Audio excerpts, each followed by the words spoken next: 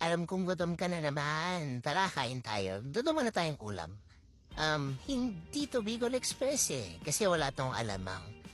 Well, Bicol Express din naman talaga to. Considering na yung mga ingredients niya is ingredients din naman ng Bicol Express. So, mas prefer ko lang talaga siguro yung walang alamang.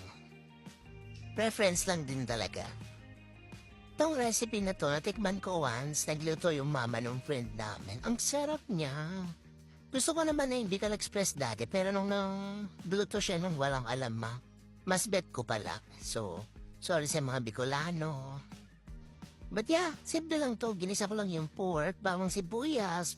Tapos, tinimplahan ko ng asin, paminta, then gata. Pinakulo ko yung gata hanggang sa maluto. Masarap pagka lutong-luto yung pork, yung malambot talaga, tender. Kaya ang ginagawa ko, pinapakulong talaga na matagal. Ang isa pang masarap sa Bicol Express talaga yung anghang. Kaya damihan mo yung sili.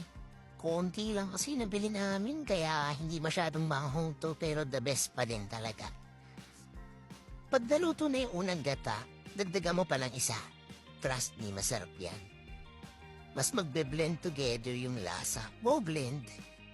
Tapos para medyo healthy naman tayo, lagyan natin ang Baguio beans. Saglit lang maluto itong Baguio beans, kaya pagkalagay mo, konting halo lang, tas pakulo.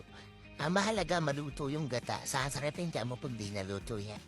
Ayan, antayin mo magmantika, yung kulong-kulo talaga, yung matagal na niluto, para malambot yung pork, tas masarap yung pagkahalo to. Yan na, ready na to, may sinain na ba kayo? Tara, kain na tayo.